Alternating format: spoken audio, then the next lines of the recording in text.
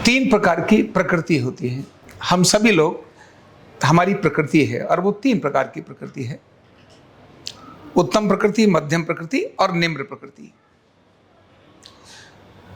हर व्यक्ति इन तीनों प्रकृतियों में कभी न कभी दिन में आता और जाता रहता है। उत्तम प्रकृति वाले व्यक्ति सात्विक विचार के होते हैं।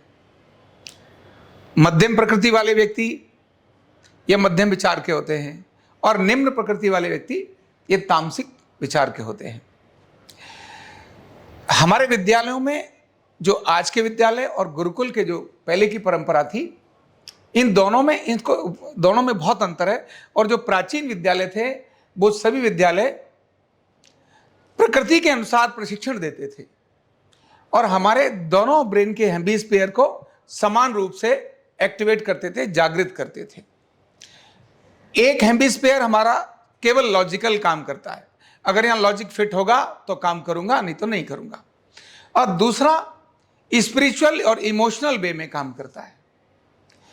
आज के विद्यालयों में केवल लॉजिकल पार्ट पर काम करने के कारण से जो दूसरा था स्पिरिचुअल, वो एकदम लो हो गया। स्पिरिचुअल में थी श्रद्धा है, भक्ति है, ये सभी उसमें थी। लॉजिकल में क्या है? केवल मैथमेटिक्स है, तुमने क्या पढ़ा इसके लिए तुमको क्या मिलेगा, ये दोनों चीजें। इसीलिए आज के समय इमोशनल पार्ट बहुत गड़बड़ हो गया। बच्चा 8वीं में पढ़ रहा है तो भी मेंटल डिप्रेशन में, 10वीं में पढ़ रहा है तो भी मेंटल डिप्रेशन में। ऐसा पहले नहीं था, क्योंकि पहले श्रद्धा और भक्ति ये दोनों विद्यालय के अध्ययन में साथ चलती थी। आज श्रद्धा और भक्ति नाम की चीज कोई है नहीं। आज जो पढ़ाता है उस टीचर के बारे में 25 कमेंट्स बच्चा पास करता है, और बल्कि हंसी मजाक तो कॉमन ही चलती है। टीचर का मतलब भैया तूने मैथमेटिक्स पढ़ाया, क्योंकि जो पढ़ा रहा है वही रिप्लाई कर रहा है बच्चा। तो ये दोनों का समान न होने के कारण से अनेक सारी बीमारियों का कारण बना। जो गुरुकुल की प्रक्रिया थी और जो आज की प्रक्रिया है, तो आज का जो एजुकेशन है वो लॉजिकली एजुकेशन होने के कारण से अनेक सारी बीमारियों का कारण बना है।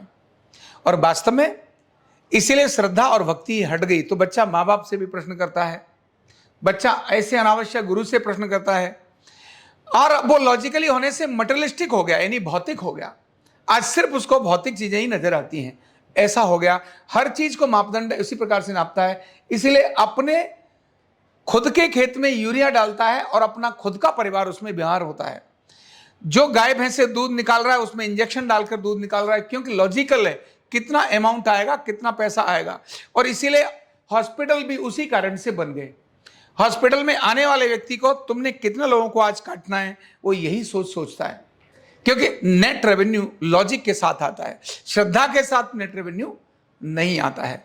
जब भी net revenue logical subject increase होगा, व्यक्ति डिप्रेशन और तनाव में जाएगा, क्योंकि भौतिक चीजों पर काम करेगा।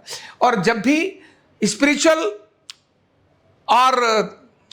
चीजें डेवलप होंगी, उस समय बहुत सारी चीजें होने के बाद भी वो रिलैक्स होता चला जाएगा।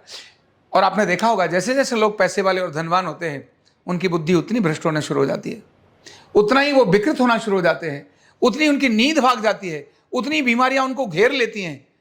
जबकि दूसरी तरफ अगर देखें तो जो स्पिरिचुअल लोग हैं, उनके पास कितना भी रजवाड़ा आता है, पैसा आता है, वो अंदर से और शांत होते चले जाते हैं। वो कितना दान करते हैं, उद्योगपति भी कितना दान करते हैं, कितना लोगों को लुटाते हैं, कितने लोगों की सेवा करते हैं, एक बड़े लेवल पर काम करते हैं। इसलिए हमें अपनी वो जो तीनों प्रकृतियां हैं, जब हम दान करते हैं, जब हम श्रद्धा की भावना लेकर आते हैं, जब हम सेवा की भावना लेकर आते हैं, तो हमारे पास धन आने के बाद भी हमारा वह पार्ट स्ट्रांग रहता है और हम बीमारियों से बचते हैं। उधर दूसरी तरफ धन आने के बाद क्या हो जाता है? बीमारी आ जाती हैं। तो ये हमारे दोनों हेमिस्फीयर ठीक से काम करें, इसके लिए लॉजिकल होने के साथ साथ हमको अपनी श्रद्धा, अपनी भक्ति, अपनी साधना, इस विषय पर भी सतत काम करते रहना बहुत आवश्यक है।